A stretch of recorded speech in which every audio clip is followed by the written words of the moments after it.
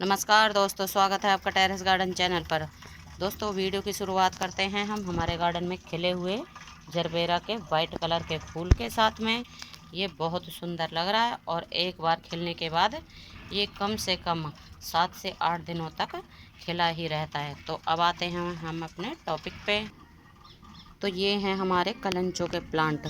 तो आज कलंचों के प्लांट के बारे में ही बातें करने वाले हैं कि इनको समर सीजन में हमें किस तरह से बचाना है और मॉनसून के सीज़न में हमें इसको कैसे बचाना है।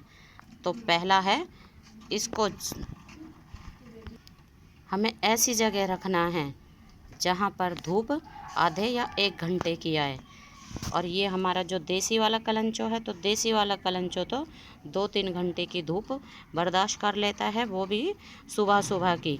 लेकिन जो हाइब्रिड वैरायटी का कलंचो है, इसको सिर्फ आधे 1 घंटे की धूप ही मतलब ये बर्दाश्त कर पाता है। तो इसको ऐसी जगह रखना है बाकी दिन इसके ऊपर छाया बनी रहे और सिर्फ आधा 1 घंटे की ही इसके ऊपर सनलाइट पड़े या फिर इसके ऊपर छन कर धूप आए, जैसे कि ग्रीन नेट के नीचे।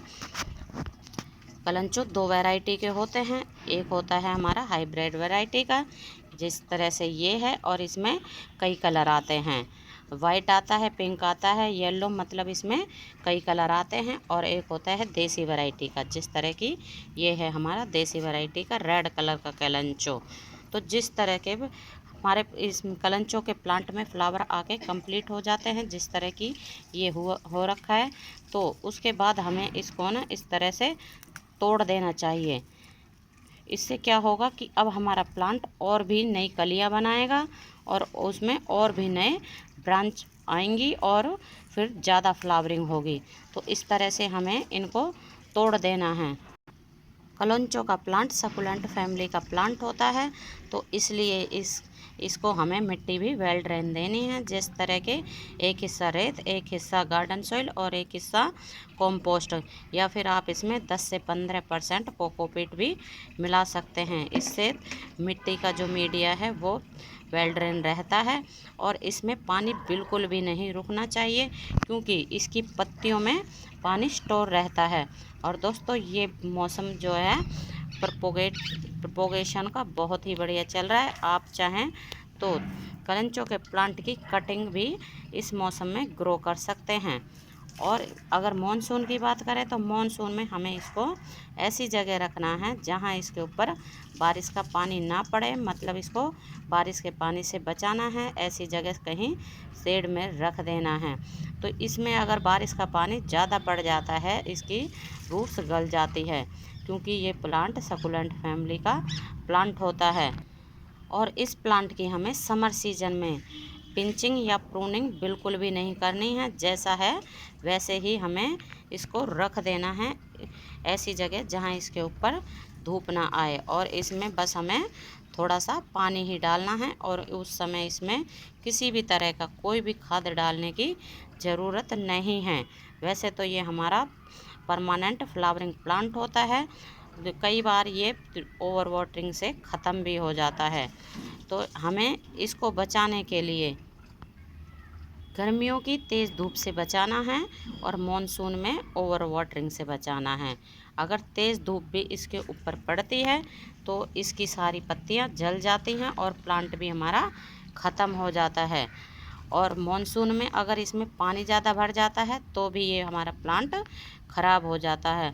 तो दोस्तों, कलंचो का प्लांट छोटे से गमले में भी आसानी से ग्रो हो जाता है, इसको बड़े गमले की ज़रूरत नहीं होती है।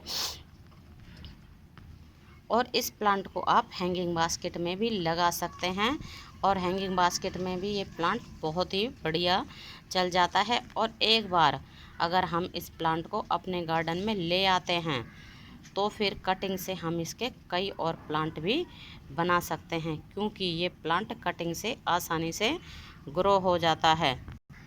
वैसे तो ये प्लांट परमानेंट प्लांट होता है, लेकिन इसमें फ्लावर आते हैं जब रातें थोड़ी सी बड़ी होने लग जाती हैं और ठंडी होने लग जाती हैं।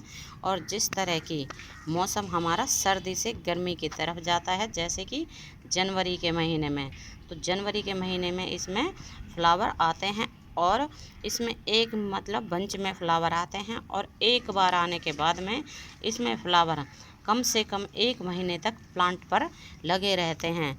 और अब तो मौसम भी बदल चुका है और हमारे इस वाले प्लांट में ये फ्लावर को आए हुए कम से कम 1 महीना हो चुका है। और अब भी आप देख सकते हैं ये बंच बिल्कुल ऐसा ही लगा हुआ है। और इसी प्लांट को ना हमने कटिंग से लगाया था। 2 साल पहले हम लेके आए थे 2 प्लांट नर्सरी से, तो उनमें से ही हमने कटिंग कर के कई प्लांट बना लिए हैं। जो हमारा मदर प्लांट था वो तो हमारा प्लांट मॉनसून में ख़राब हो गया, वो है ना कहीं बारिश में रह गया था और उसमें भी ज़्यादा पानी भर गया था, तो उस कारण वो प्लांट ख़राब हो गया। लेकिन उससे पहले ही हमने उसकी कई और कटिंग लगा ली थी, जिससे कारण कि वो मर के भी हमारे पास अभी तक है। उसके मतलब कई बेबी प्लांट हैं, बेबी क्या अभी उनमें भी फ्लावरिंग हो रही है। तो इसलिए आप इस प्लांट को अपने गार्डन में ज़रूर लगा सकते हैं। तो दोस्तों अगर इस प्लांट के प्राइस की बात करें तो इसका प्राइस हर नर्सरी के ऊपर अलग अलग होता है और इसकी ग्रोथ के अनुसार होता है। तो अगर आप छोटा प्लांट लेते हो तो 60 से और 100 के बीच में मिल जाता है। और अगर उससे भूसी प्लांट लेते हो तो 150 से लेकर 250 तक भी इसका प्लांट मिलता है, क्योंकि ये सकुलेंट फैमिली का प्लांट होता है और हर नर्सरी के ऊपर ये प्लांट मिल जाता है। और अगर अभी तक आपने इस प्लांट को नहीं लिया है तो अभी भी आप इस प्लांट को अपने गार्डन में लगा सकते हैं, क्योंकि इसमें बहुत ही सुंदर कलरफुल फ्लावर आते हैं। तो दोस्तों आज के लिए बस इतना ही, फिर मिलते हैं किसी और नई जानकारी के साथ। तब तक के लिए नमस्ते जी, धन्यवाद।